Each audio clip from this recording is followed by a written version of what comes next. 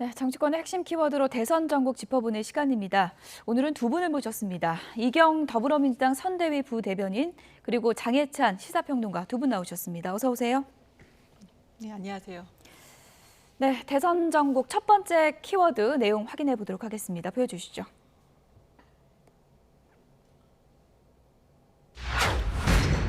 네. 소방수 김 박사님. 어제 김종인 전 위원장 출판 기념회에 참석해서 윤석열 후보가 공개적으로 러브콜을 보냈다 이렇게 표현할 수 있을 것 같은데요. 김종인 전 위원장 등판이 임박한 건가요? 어떻게 네, 보십니까? 사실상 임박했다고 예. 보여지고요. 어제 제가 저 행사 사회를 맡아서 현장 그랬군요. 분위기를 예. 지켜봤는데 두 분이 같은 테이블 바로 옆자리에 앉아서 행사가 진행되는 내내 상당히 긴밀하게 많은 대화를 나누셨고요. 예. 그리고 행사가 종료되고 나서도 인파에 각각 이제 둘러싸일 수밖에 없는 상황인데 윤석열 후보 같은 경우는 그 행사장을 떠나기 전에 다시 한번 김종인 전 비대위원장을 찾아가서 또 포옹을 하고 귓속말을 나누는 모습 등이 일부 이 언론 매체 영상 보도에는 포착이 되었습니다. 예. 그만큼 이 김종인 전 비대위원장과 윤석열 후보 사이에는 이 경선 과정을 거치면서 일정 수준 이상의 신뢰관계가 쌓였다고 분석을 해야 될 것 같고요.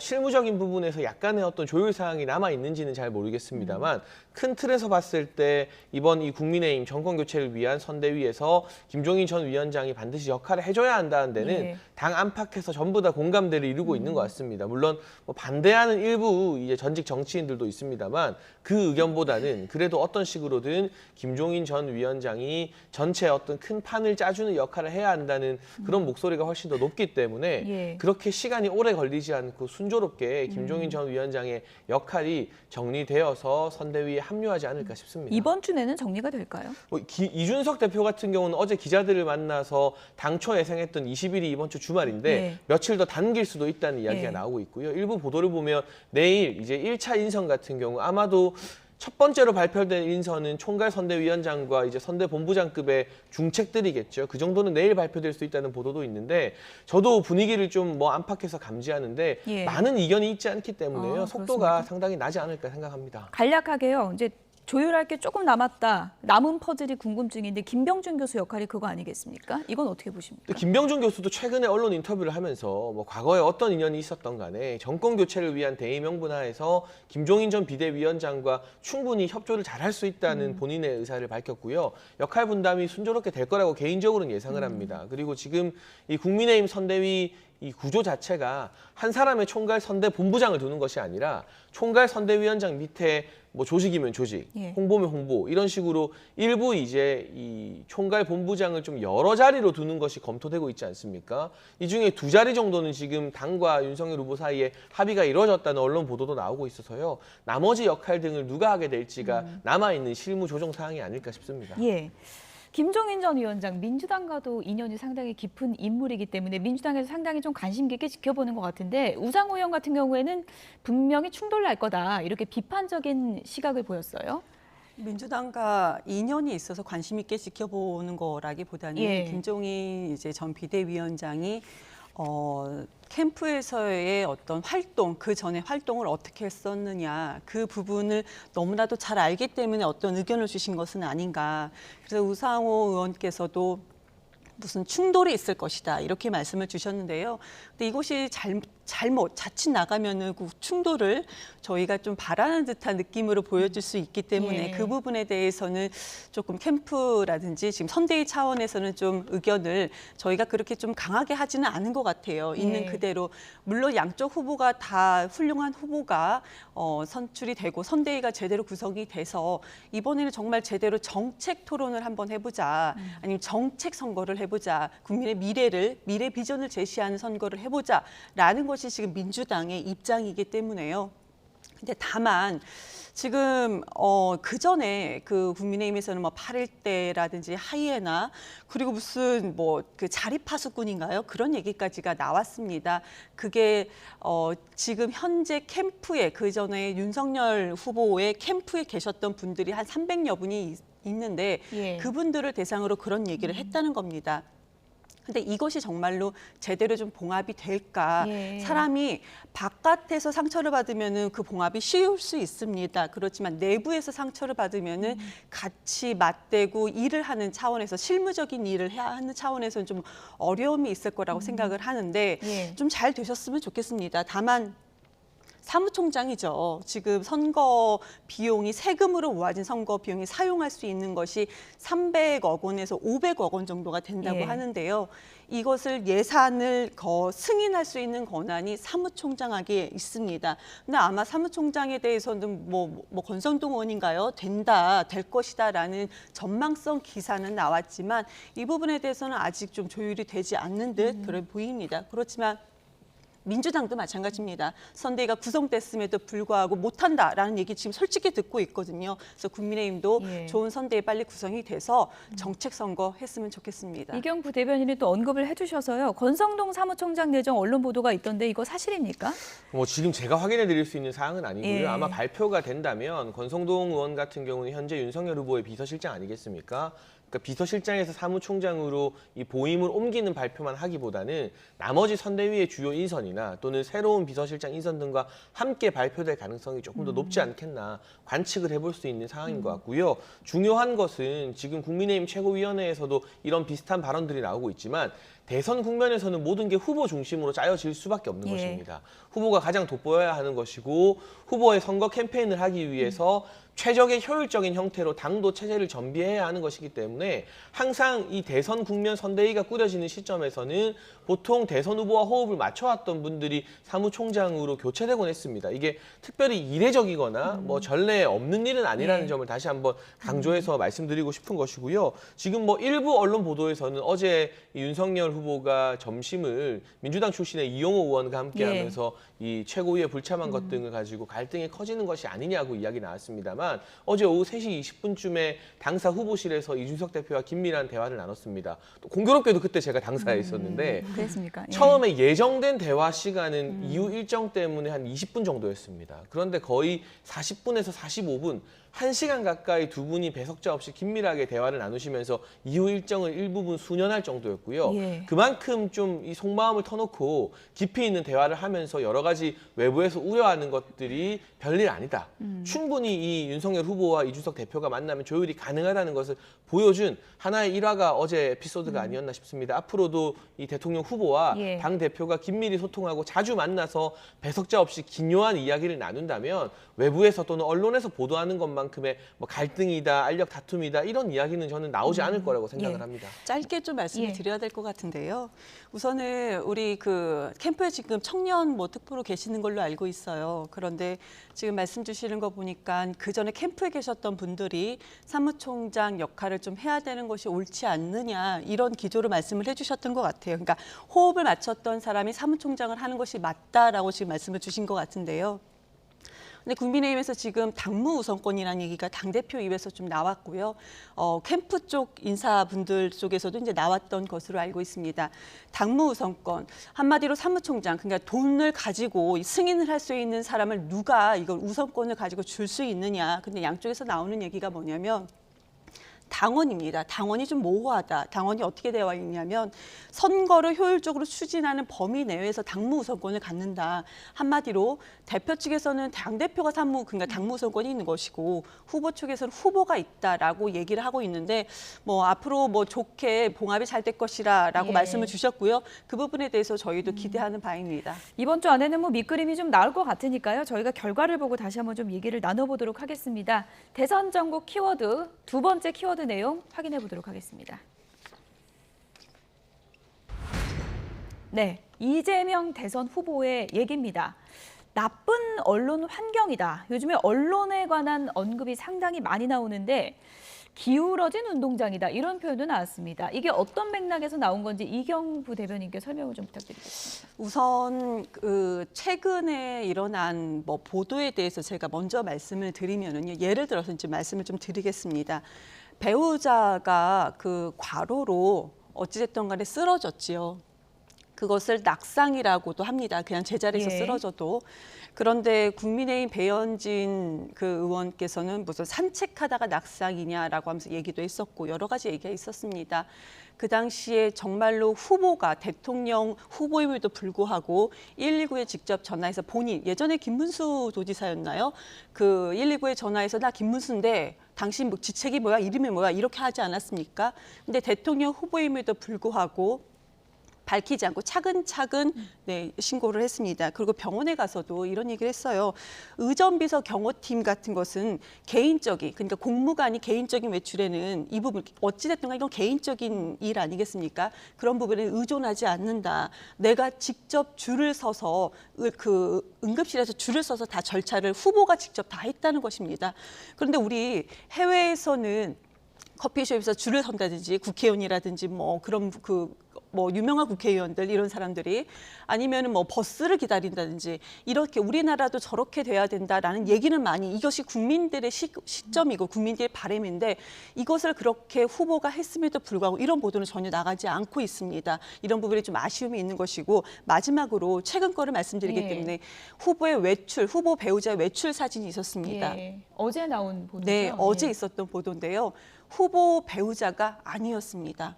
사실이 전혀 아님에도 불구하고 후보 배우자라는 기사가 이렇게 버젓이 나가고 지금 이런 상황에서 많은 분들이 또 그 부분을 또 믿고 있거든요. 이것이 또 확산되고 있고요. 그래서 이런 부분에 대해서는 좀 어려움이 있다. 진실을 우리 쪽으로 유리한 기사를 해달라는 것이 아니고요. 최소한 진실을 국민께 알려야 하는 의무가 예. 언론에 있지 않겠습니까? 그런 부분에 대한 어떤 호소라고 예. 생각이 됩니다. 이재명 후보가 지지자들에게 실제로 요즘 너무 힘들다라고 하면서 지지자분들이 언론이 돼줘야 할 것 같다. 너무 힘든 상황이다라고 이제 호소를 했다고 하는데 동의하십니까? 그 뭐 제2의 손가혁 만드시는 건가요? 저는 이재명 후보가 정치하면서 제일 잘한 것 중에 하나가 손가혁 해체시킨 거라고 봤는데 급하니까 다시 살리려는 거 보니까 민주당이 지금 답답하긴 많이 답답하구나는 생각이 들고요. 지금 야당이 국민의힘이 전신일 때 정치 제일 못할 때 이런 말 했습니다. 언론이 문제다. 그래서 특정 언론사 야당 당사에 출입 금지시키고 막 그랬었어요. 그때 야당이 정치 제일 안 될 때였거든요. 언론의 뭐 공정한 보도에 대해서 문제 제기는 저는 여야든 다 할 수 있다고 봅니다. 그런데 그걸 넘어서서 이게 기울어진 운동장이고 유독 우리에게만 불리하다. 근데 사실 따지고 봤을 때 뭐 언론마다 국민들이 평가하는 약간의 경향성은 있겠지만 언론 전체가 특정 후보, 특히나 집권 여당이나 또는 제1야당에게 일부러 불리한 보도를 쏟아낼 하등의 이유가 없는 것이거든요. 이런 식으로 책임을 외부로 돌리게 되면 어떤 문제가 발생했느냐? 말실수가 나오거나 후보의 어떤 약점 등이 노출됐을 때 그걸 자기들 책임으로 여기고 고치려고 하기보다는 남 탓을 하게 됩니다. 그러면 그 실수가 두 번, 세 번 반복될 수 있는 거죠. 최근에 이재명 후보가 부산에서 청년들 만나서 부산 솔직히 재미없다, 뭐 강남만 못하다 이 발언 때문에 문매를 맞았는데요. 이게 맥락을 보면 그런 뜻이 아니었다고 해명을 하면서 아마 이 언론이 기울어져 있다는 이야기를 더 하게 된 주요 원인 중 하나인 것 같습니다. 지금 영상에 나오는 저곳에서 이 부산 예. 재미없다는 발언을 하신 걸로 알고 있는데 그런데 특정 단어나 특정 문장만 떼어서 보고 맥락 가지고 문제를 삼을 거면 윤석열 후보 같은 경우도 과거의 여러 발언 중에 맥락을 보면 문제 없는 거 굉장히 많아요. 하지만 이 언론의 헤드라인을 뽑을 때 한 문장을 뽑게 됐을 때 국민들이 이건 좀 무슨 뜻인가 궁금해하는 경우가 있었고 여기에 대해서 저도 전체 맥락을 설명했지만 그렇다고 해서 전체 맥락을 전부 다 뭐 헤드라인에 실어주지 않는 언론 탓이라고 할 수는 없는 거죠. 그 부분에 대해서는 단 한 문장만 떼어봐도 국민들이 오해가 없도록 후보와 그 주변의 참모들이 더 노력하는 게 저는 맞는 자세라고 생각합니다. 그래서 지금 이재명 후보가 여러 여론조사 결과나 최근의 분위기, 뭐 주말에 부울경을 다녀오셨지만 그 반전의 묘수가 잘 안 예. 보인다. 그래서 더불어민주당 내부에서도 선대위 개편해야 된다는 여러 이야기들이 나오고 있지 않습니까? 이 과정에서 어려운 것은 알겠지만 예. 그럴수록 책임을 본인들 안에서 찾아야지 남 탓을 하기 시작하면 더 수렁으로 빠지는 길이다라는 예. 조언을 좀 드리고 싶습니다. 양 후보 모두 이제 여론 흐름에 민감할 수밖에 없다 보니까 언론 보도에 대해서 가끔씩은 좀 섭섭함도 느껴지고 또 이런 상황이 이어지고 있는 그런 상황인 것 같은데요. 일단 지금 또 관심을 모으는 대목 중에 하나가 바로 정책 대결입니다. 부동산 상당히 관심이 많잖아요. 민심에 상당히 민감한 부분이기도 한데 이재명 후보가 내놓은 키워드가 국토 보유세입니다. 이 과정에서 이걸 반대하면 뭐 바보짓이다 이런 이제 표현까지 써가면서 이거는 굉장히 네. 중요하다라고 강조를 한 건데 어떤 맥락으로 이해를 해야 될까요? 우선 국토보유세 같은 경우는 지금 그 토지 소유자에 한해서 내는 거고 집에 보유 그 세금을 내는 것은 아닙니다. 그런데 지금 어찌됐든 간에 1주택자 또는 무주택자 아니면 토지가 좀 적은 분들은 이 국토보유세를 내지 않으시는 건데 예. 이런 분들이 우리나라 국민의 90% 이상이 계신다고 합니다. 지금 저희가 그 집계한 통계에 의하면. 그래서 이렇게 90% 이상의 국민은 국토보유세를 일부 낸다 하더라도 그 낸 것보다 나중에 돌려받는 부분이 훨씬 더 많을 것이다. 그런데 왜 그 경기도에서는 그런 앱이 지금 개발을 하고 있다고 하지 않습니까? 그러니까 본인이 세금을 얼마나 냈고 예. 그럼 내가 그 세금에 대해서 그 이상으로 얼마나 돌려받는지 이걸 눈으로 확인할 수 있는 것을 우리 국민께서 아셔야 된다고 생각을 예. 하는 것이고요. 지금 이렇게 보면 우리가 지금 부동산, 땅 투기, 우리나라의 이런 부분에 대해서는 많은 국민이 분노를 하고 계십니다. 그러면 그렇게 불로소득이 있는 부분에 대해서는 투기를 좀 차단을 해야 된다라는 것이 우리 국민들의 염원인데 그럼 이것을 어떻게 해야 되는 것인가? 그런 부분에 대해서는 뭐 종부세도 있을 것이고 국토보유세도 있을 것입니다. 그렇지만 여기서 가장 중요한 것은 본인이 우리 국민의 90% 이상이 내는 세금보다 받는 세금이 훨씬 더 많다라는 것을 말씀드리고 싶은 거고요. 마지막으로 이 부분에 대해서는 좀 구체적으로 논의를 해야 될 것 같습니다. 예. 왜 그러냐면 지금까지는 우리가 정책집이 딱 지금 발표된 것은 아니세요. 국민의힘에서는 어떤 정책이 있느냐라고 제가 다른 뭐 이렇게 패널 예. 국민의힘 쪽 패널분께 여쭤봤었더니 다른 방송에서요. 예. 정책집이 있다라고 어떤 얘기를 해주셨더라고요. 그래서 그 정책집은 국민의힘에서는 제가 확인한 바가 없고 지금 민주당에서도 당과 그다음에 다른 후보들의 정책이 지금 있습니다. 조율하는 과정인 예. 거고요. 이 부분에 대해서는 이렇게 우리 많은 국민께서 관심을 가지고 지금부터 어떻게 되는 것인가, 내 세금이 예. 어떻게 쓰여지는 것인가 이런 논의하는 예. 것은 아주 건강한 논의라고 생각이 대변인님, 듭니다. 제가 궁금한 게 있어서요. 국토보유세가 아직 개념이 이제 많은 분들이 생소하다 보니까 여러 의문점을 가질 수 있는데 국토보유세가 도입이 된다면 종합부동산세도 같이 내는 건가요? 어떻게 되는 건가요? 지금까지 제가 아는 걸로는 국토보유세와 종부세의 어떤 그 교집합 부분에 예. 대해서는 과세되지 않는다라고 지금 그렇게 논의되는 걸로 알고 있습니다. 예. 그래서 이 부분에 대해서는 그리고 우리 또 종부세 얘기 주셨기 때문에 짧게 말씀드리면은 예. 종부세요, 뭐 과세, 뭐 그 폭탄이다라고 말씀을 많이 하시는데요. 우리 30억짜리 집이 있을 경우에 시가 30억, 이거 공시지가는 한 15억 6천만 원 정도 되는데 이때 얼마 내는지 아십니까? 1년에 한 번 110만 원 정도 냅니다. 그런데 이것이 어떻게 폭탄이겠느냐? 우리 국민들이 지금 작은 직장에 다니시는 많은 국민들께서도 자동차를 끌고 다니십니다. 근데 보통 5천만 원 정도의 자동차에 대한 세금이 예. 얼마인지 아십니까? 비슷합니다. 100만 원 정도입니다. 그렇기 때문에 종부세의 폭탄이라는 얘기는 좀 과한 면이 있다라고 말씀드리고 싶습니다. 아무래도 이제 대상도 많아지고 종부세 대상이 그리고 아무래도 이제 공시지가 그 기준이 올라갔기 때문에 많은 분들이 세금 부담이 높아진 건 사실인데 윤석열 후보 측에서는 이 부분에 대해서 어떤 입장이십니까? 그 전면 재검토하겠다는 예. 것이고요. 그리고 특히나 이 종부세 문제는 이제 1주택자인 은퇴한 고연령층 노인분들 은퇴하고 이제 집 한 채 있고 약간의 재산이 있어서 노후를 살아 나가셔야 되는데 이분들에게 세금 때문에 가처분 소득을 확 줄여버림으로써 너무나 큰 부담이 될 수도 있다. 그리고 심지어는 살던 동네에서 집을 팔고 떠나게 만드는 그런 효과를 초래할 수 있기 때문에 뭐 완전히 감면해 주는 건 아니더라도 이 집을 매각하게 됐을 때 그동안에 어떤 내야 했던 세금을 나중에 유예할 수 있게 하는 납부 유예라던가 여러 가지 제도적 융통성을 발휘해서 국민의 가처분 소득이나 자산이 좀 침해받지 않도록 하는 예. 그런 고민을 하자는 취지인 것 같습니다. 그리고 무엇보다 종부세 기준이 지금 11억인 것으로 알고 있어요. 그런데 서울시 같은 경우는 이제 아파트의 평균 가격이 시세가 11억을 넘어섰다는 일부 은행의 보도 등 이 예. 평가 보도도 나오고 있지 않습니까? 더군다나 문재인 정부 들어서 공시지가의 현실 반영분 시세 반영률이 굉장히 빨라졌습니다. 이 추세라면 강남이나 뭐 용산 같은 소위 우리가 말하는 집값이 비싼 동네뿐만이 아니라 서울의 웬만한 동네들이 전부 다 머지않아 몇 년 아래에는 공시지가 기준으로 종부세 적용 대상이 될 겁니다. 예. 그래서 현실적인 기준을 마련할 필요가 있다는 생각이 많이 듭니다. 예. 종부세 짧게 좀 말씀을 짧게만 예, 드릴게요. 짧게만 우선 노후 말씀 주셨는데요. 노후 1주택자가 종부세 내는 것이 80에서 90% 감면이 됩니다.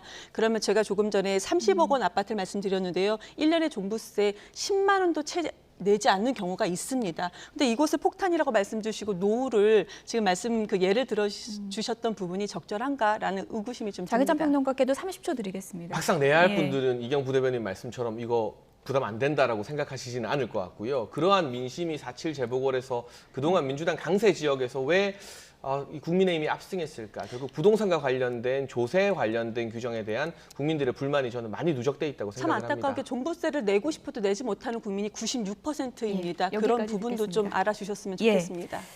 알겠습니다. 이렇게 두 분 논쟁이 뜨거운 만큼 이번 대선 전국에서 부동산 정책 대결도 뜨거울 것 같은데요. 대선 넉 달 앞둔 시점 저희가 여론조사 흐름도 잠시 살펴보겠습니다. 다음 키워드 보여주시죠.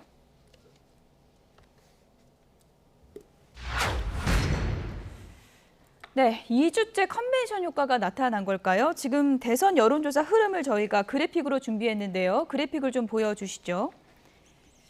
네, 다자대결 구도에서 차기 대선 후보 지지도 추이를 저희가 먼저 좀 보겠습니다. 윤석열 후보가 45.6%, 이재명 후보가 32.4%를 기록하는 상황이고요. 양자 대결로 좀 넘어가 볼까요? 양자 대결에서는 윤석열 후보 50.2%, 이재명 후보가 36%를 보이고 있습니다. 먼저 장혜찬 시사평론가님, 일단 양자 대결에서 컨벤션 효과라고 하지만 일단 과반을 넘는 수치가 나온 거는 윤 캠프 입장에서는 그래도 어느 정도는 좀 고무적인 수치일 것 같은데 어떻게 보십니까? 2주 가는 컨벤션 효과도 있나요?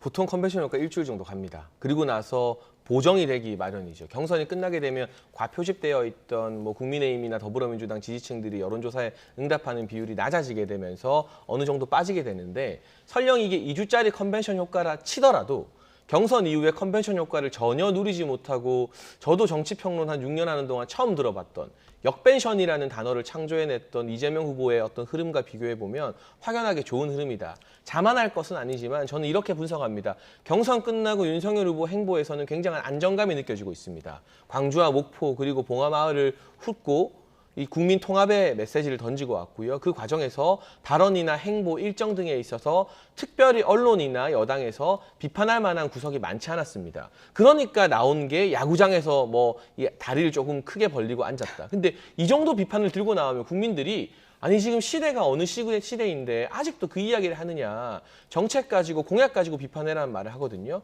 근데 반면 이재명 후보 같은 경우는 본인은 그게 아니었다 하더라도 정치를 굉장히 오래 하신 분인데 다니는 곳곳에서 설화가 나오고 있어요. 심지어 부산 재미없다 발언 이전에 음주운전보다 초보운전이 더 위험하다는 발언은 정말 많은 국민들을 경악하게 만들었을 겁니다. 그래서 이제는 후보 본인의 리스크 측면에서 국민의힘 경선이 끝난 이후에 이재명 후보의 리스크가 유독 도드라지고 있다. 그 부분이 사실 이 같은 지지율 격차를 만들어낸 가장 큰 원인이 아닐까 싶습니다. 대선까지 그래도 많은 날짜가 남아있고 일단 이재명 후보 쪽에서는 추격하는 입장이기 때문에 전략 짜기에 바쁠 것 같은데 어떤 전략이 핵심일까요? 우선은 저희가 2030 지지를 좀 받기 원하고 있는 지금 상황인 거죠. 예. 그래서 매주 간다, 매주 탄다, 메타버스 이렇게 그런 것도 지금 기획을 하고 진행 중에 있는데요. 중요한 것은 이재명 후보에 대해서 제대로 알려지지 않았던 부분이 분명히 있었던 것 같습니다. 그런 부분에 대해서 좀 그 이미지가 잘못되게 잡힌 그 이미지에 대해서 제가 아까 응급실에서 혼자서 다 그런 절차를 밟고 했던 그런 이미지가 분명히 있는데 그런 이미지가 알려지지 못한 부분 좀 국민께 좀 알려야 되는 것이 있어야 될 것 같고요. 그리고 정책 얘기는 할 것도 없습니다. 정책 얘기는 후보 자체가 정책에 대해서 너무 해박하게 꼼꼼하게 얘기를 하고 있고 이것을 선대위에서만 좀 더 잘 뒷받침을 해주면 될 것 같습니다. 아직은 선대위가 지금 저희가 전부 다 꾸려지고 진행된 지 얼마 안 됐기 때문에 그런 어려움이 있고 또 지지자분들도 그런 부분에 대해서는 약간 잘해라 이런 말씀도 주시는 건데요. 그리고 조금 전에 국민의힘의 지지율이 약간 자만은 아니지만 2주 동안 이렇게 유지가 되는 부분이기 때문에 컨벤션 효과는 아니다라고 말씀을 주셨는데요. 자만은 아니라고 말씀 주셨지만 자만 같아 보이고요. 그렇다고 해서 그 지지율에 대해서는 그 내부에서 들어가 보면은 과표집된 부분이 분명히 있습니다. 예. 민주당을 지지하는 그 여론은 한 200명 정도가 표집이 됐다면 국민의힘을 지지하신 분들은 300에서 400명 정도가 표집이 되고 있는 부분이 분명히 있다라는 좀 말씀을 드리겠습니다. 네. 그 과표집이 왜 더불어민주당 경선 끝나고는 안 일어났는지가 참 궁금합니다. 예, 네. 여기까지 듣겠습니다. 이경 더불어민주당 선대위 부대변인 그리고 장혜찬 시사평론가 두 분이었습니다. 고맙습니다. 네, 감사합니다.